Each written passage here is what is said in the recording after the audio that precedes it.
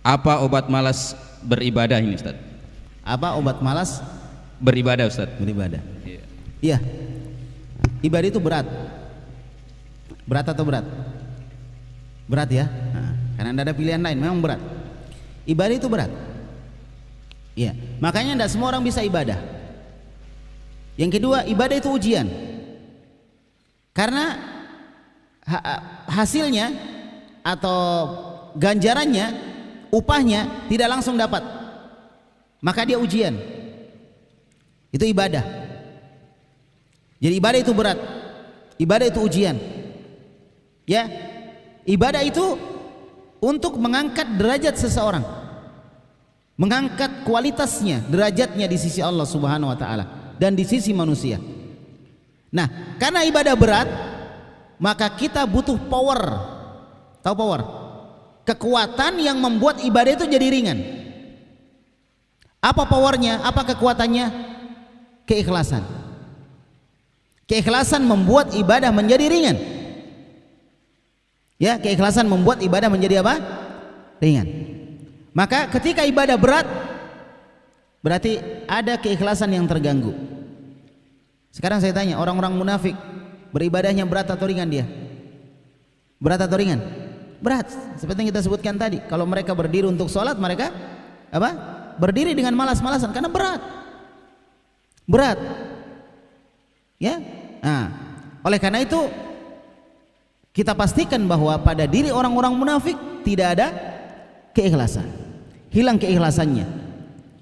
Wa idza laqul ladzina amanu qalu amanna wa idza khalau ila syayatinihim qalu inna kunna ma'akum. Kalau mereka bertemu dengan orang beriman, mereka bilang kami beriman sama dengan kalian. Ketika bertemu dengan teman-teman mereka, oh kami sama dengan kalian. Saya juga benci dengan Muhammad. Saya juga benci dengan orang-orang muslim. Itu sifat orang munafik. Ya. Nah, oleh karena itu ini menunjukkan ketidakikhlasan. Itu yang pertama, ketidakikhlasan membuat ibadah menjadi berat. Yang kedua, ketika ibadah tidak dibangun di atas ilmu, cuma ikut-ikutan, maka ini juga membuat ibadah menjadi berat. Betul atau betul ini? Iya, ikut-ikutan. Si fulan melakukan begini, ikut begini lagi. Si fulan melakukan itu begini, jadi berat. Oh dia sholat, saya sholat juga. Oh dia tidak sholat, saya tidak sholat. Jadi berat ibadah. Tetapi seorang ketika mengamalkan ibadah dengan ilmu, maka akan jadi ringan. Di antara yang dia ilmui pertama adalah keutamaan dari ibadah tersebut, dia ilmui. Dia tahu keutamaannya. Ya, kemudian yang kedua dia tahu bagaimana cara mengerjakannya sehingga ibadah tidak berat. Nabi SAW biasa mengerjakan sholat itu ringkas. Kalau kita misalnya capek, lelah, kita kerjakan sholat dengan ringkas, dan itu sudah dapat pahala dan ringan. Ketika safar, ada rukhsah, keringanan dari syariat. Meringkas sholat yang 4 rakaat menjadi berapa? 2, kita sebut dengan qasar. Boleh juga menjamaknya, safar ataupun tidak. Ketika ada keperluan kita jamak, kita jamak. Menjamak antara zuhur dengan asar, antara maghrib dengan isya. Subuh bisa nggak dijamak? Nggak bisa ya, nggak bisa dijamak, nggak bisa dikosor. Yang sampai subuh jadi dikosor jadi 1 rakaat ya. Yani salat witir nanti jadinya. Jadi itu nggak ada. Jadi itu keringanan supaya apa? Supaya manusia tidak berat melaksanakan ibadah. Ketika dia sakit, maka ketika dia nggak bisa berdiri, boleh dia sholat sambil duduk. Nggak bisa duduk, dia boleh sholat sambil apa? Berbaring. Yang jelas jangan sholat sambil tidur. Nggak sholat namanya kalau tidur ya. Sambil berbaring.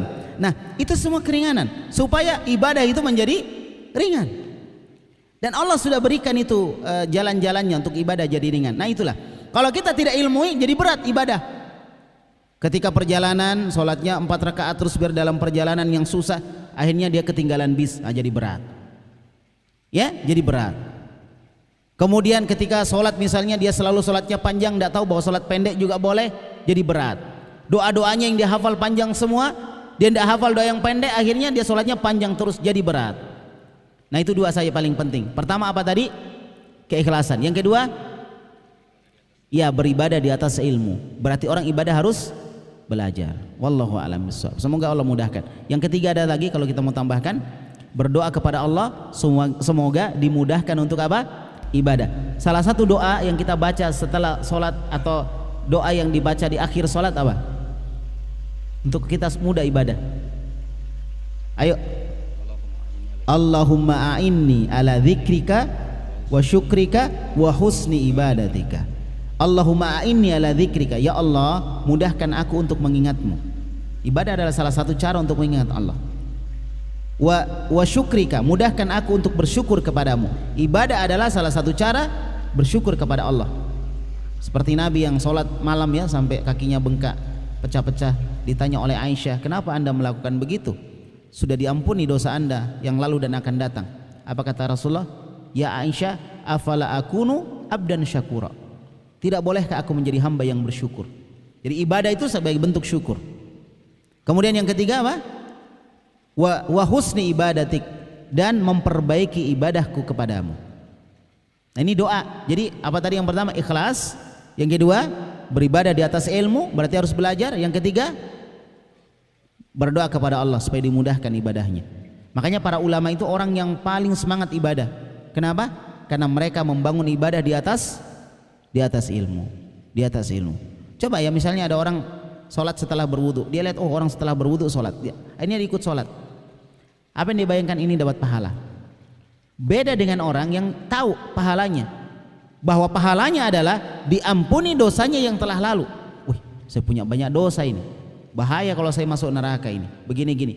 Akhirnya dia sholat 2 rakaat setelah berwudu dengan harapan diampuni dosanya yang telah lalu. Jadi beda semangatnya, pasti beda semangatnya. Seperti itu. Semoga Allah memberikan taufik. Wallahu a'lam.